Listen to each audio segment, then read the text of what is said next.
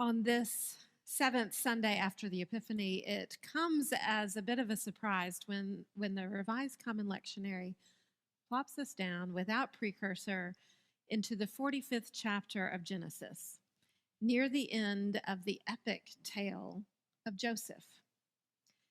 Joseph's life is not a story that you can tell in just a few verses of Scripture.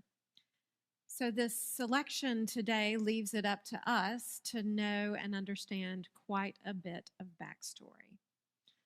Let me attempt to summarize. Joseph began life as a brat, or at least it seemed that way to his older brothers. Joseph was younger than most of his brothers, and he frequently tattled on them. Their father, Jacob, treated Joseph as his favorite, giving him that famous Technicolor Dreamcoat, which he bragged about. So not only did Joseph get special treatment from their dad, Joseph also had divinely inspired dreams that he interpreted to mean that all of his brothers would eventually bow down to him. If we put ourselves in the older brother's shoes for just a moment, I think that most of us could readily understand why they might want to murder him. In fact, they stopped short of murder and instead just sold him into slavery and told their father that Joseph had been torn apart by wild animals. Jacob grieved, and Joseph wound up a slave in Egypt. Things go from bad to worse for Joseph. As a slave, he is falsely accused by his master's wife and then sent to prison. Yet this is where Genesis assures us that the Lord was with Joseph and showed him steadfast love. Seemingly everything that Joseph once had was gone. His pride, the adoring treatment of his father, the safety and security of life at home with his family, and even that favorite coat were all destroyed by his brothers. The only thing that Joseph still had was a talent for interpreting dreams, a talent that God will put to use. So there in an Egyptian prison, Joseph begins to tell his fellow inmates how to understand their dreams. A couple of years go by, and then the Pharaoh of Egypt has a troublesome dream, which no one seems to be able to interpret. It is then that Joseph's talent is brought to the attention of Pharaoh, and things begin to turn around for Joseph. He correctly interprets Pharaoh's dream to be a foretelling of 7 years of plenty, followed by 7 years of drought. And Pharaoh puts Joseph then in charge of creating a reserve during those 7 years of plenty, so that during the 7 years of drought, Egypt would be sustained. Their plan is an incredible success, and so is Joseph. By the time we reach Genesis chapter 45, they are a couple of years into the drought, which has indeed spread across the entire land. Famine has reached the family of Jacob back home in Canaan. And Joseph's older brothers have come to Egypt seeking food and supplies for their family. Now remember, these are the same brothers who very nearly destroyed Joseph's life, abandoning him and selling him off to become a slave, telling their father that he was dead. And now suddenly, they're all in this very unexpected family reunion. It is, in fact, the perfect opportunity for Joseph to exact his revenge. He is now the person of power. He is now the one with plenty. He could send his brothers away to starve. He could arrest and imprison them there in Egypt, making them suffer the same way that they had made him suffer. He could really do anything he wanted to do to them.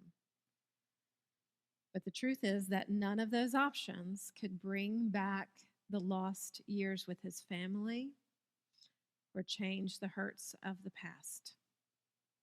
In fact, there was only one thing he could do to create a better future: forgive them.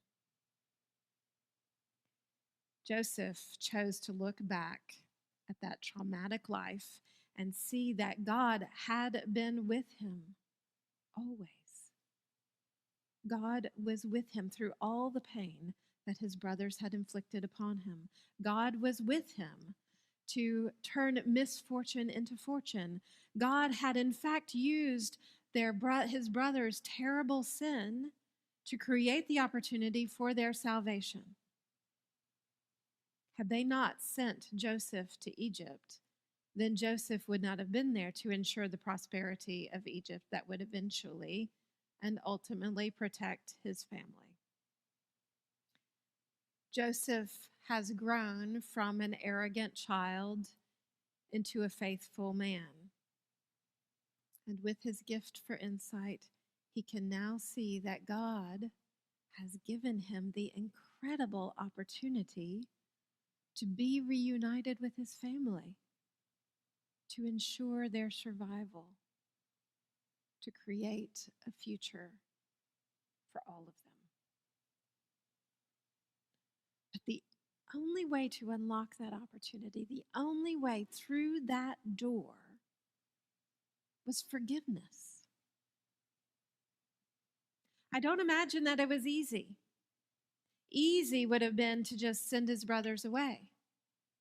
It would have been gratifying, I'm sure, to make them suffer. Forgiveness and grace toward his brothers, that was the difficult path. It was also the path of life, the path toward which he realized that God was lovingly inviting him. The kind of love to which God calls us is not an easy thing. And now I think I understand why the Revised Common Lectionary assigned the story of Jacob's reconciliation with his brothers for this day. This is a story that puts flesh and blood into the meaning of the hard teaching of Jesus in the 6th chapter of Luke.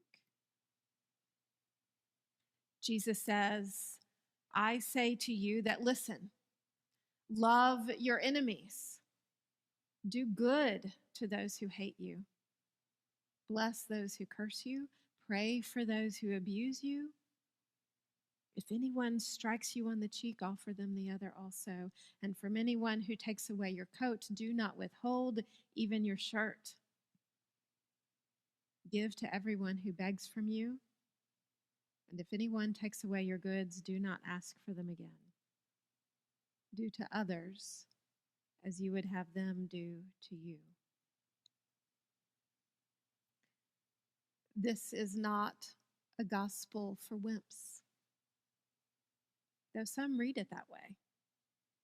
What is glorified as strength in our culture is striking back at the one who hits you, returning hate for hate, cursing those whom you do not understand, exacting revenge upon those who steal, and only giving to others according to how we have judged their worthiness.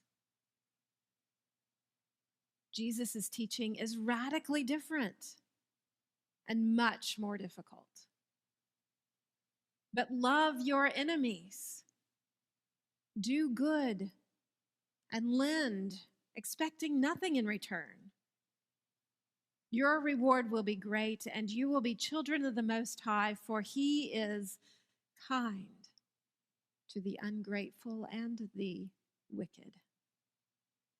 Be merciful, just as your Father is merciful. We have to admit, however begrudgingly, that this is good news for all of us. That God is kind to the ungrateful and kind to the wicked. It's good news because it means that when we are the ungrateful, when we are the wicked, we can count on God's forgiveness and God's mercy, even when we don't deserve it. The difficulty is in acknowledging that God expects that we show the same mercy to each other. Do not judge, and you will not be judged. Do not condemn, and you will not be condemned. Forgive, and you will be forgiven. Give, and it will be given to you. A good measure, Jesus says, pressed down, shaken together, running over, will be put into your lap, for the measure that you give will be the measure you get back. This is not about monetary gain, but it's about gaining something so much better. Forgiveness cannot change the past,